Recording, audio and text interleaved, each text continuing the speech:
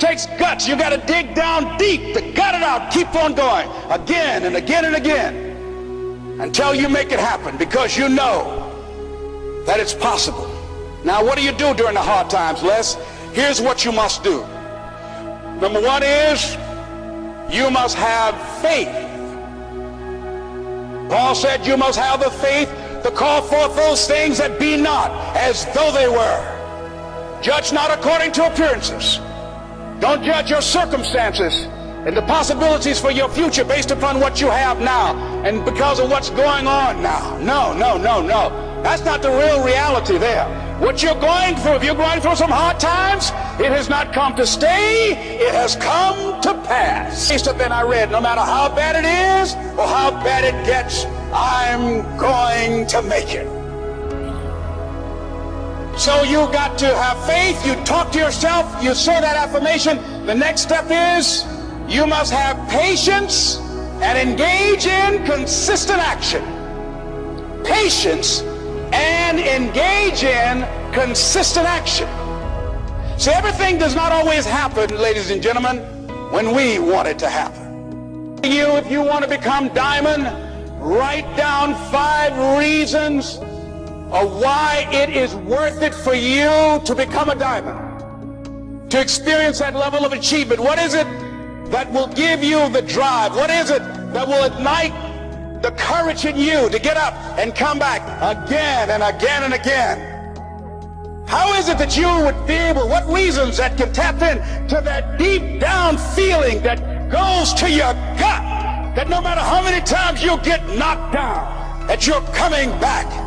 Everybody gonna be trying to give 100. So you gotta go 120, right? When I tell you motivation is life, when I tell you that I need you the next 100 days, I need you to stay plugged in, right? Because the days you're not plugged in are the days you don't get 120. Come on, you ain't hungry no more? Next 100, I need you to stay focused. Why? You should still be hungry. What have you eaten that's got you satisfied? What have you done? What have you accomplished that got you so full? I'm a contender, but the next 100 gonna change my life. It's gonna change this world. We're ordinary people doing extraordinary things. That person that you think about has to be louder than the snooze button. So when you think about Granny, you gotta think about, do I hit the snooze button or do I get up and make it happen for Granny? Are you hearing what I'm saying? Who are you doing this for? So the days you don't feel like getting up, just think about them. You don't get here by quitting when you're tired. You get here by quitting when you finish, when you're done. You don't stop when you're tired. You stop when you're done. You stop when you complete it, when you execute it. Execution is worship. And so I execute for my mom. I execute for my grandma. I execute for my sister. I execute for those kids in the hood who looking for a role model. That's why I wear the hat with a PhD. That's why I wear the J's. So when the kids in the hood look at me, they say, if E.T. can do it, I can do it. That's why I can't quit and give up, even though I get tired just like everybody else. Life is difficult and complicated and beyond anyone's total control. And the humility to know that will enable you to survive its vicissitudes. You might never fail on the scale I did, but some failure in life is inevitable. It is impossible to live without failing at something, unless you live so cautiously that you might as well not have lived at all, in which case you fail by default. We all have to decide for ourselves what constitutes failure, but the world is quite eager to give you a set of criteria if you let it. What we achieve inwardly will change outer reality. That is an astonishing statement, and yet proven 1,000 times every day of our lives.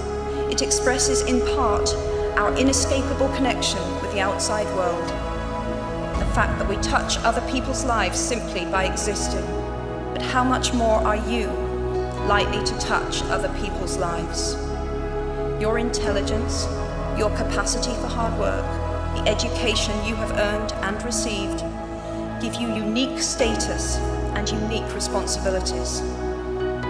If you choose to use your status and influence to raise your voice on behalf of those who have no voice, if you choose to identify not only with the powerful but with the powerless, if you retain the ability to imagine yourself into the lives of those who do not have your advantages, then it will not only be your proud families who celebrate your existence, but thousands and millions of people whose reality you have helped change. We do not need magic to transform our world. We carry all the power we need inside ourselves already. We have the power to imagine better.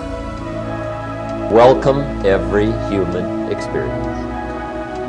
You never know which one is going to turn it all on. Even the bad experience. Sometimes from the bitterest experience comes the greatest awakening. So let down the barriers, take down the walls. The same wall that keeps out disappointment keeps out happiness. Let life touch you. Don't let it kill you, but let it touch you. Resolve says, I will. Two of the most powerful words in the language. I will. Benjamin Disraeli once said, nothing can resist a human will that will stake even its existence on the extent of its purpose. Shortly put, I'll do it or die. See, that's powerful.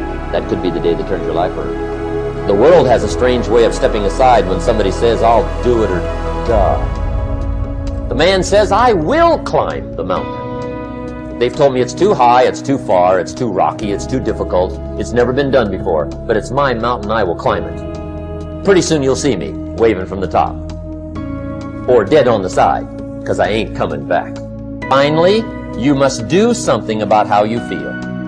Jesus, the master teacher, said, don't just be listeners, be doers.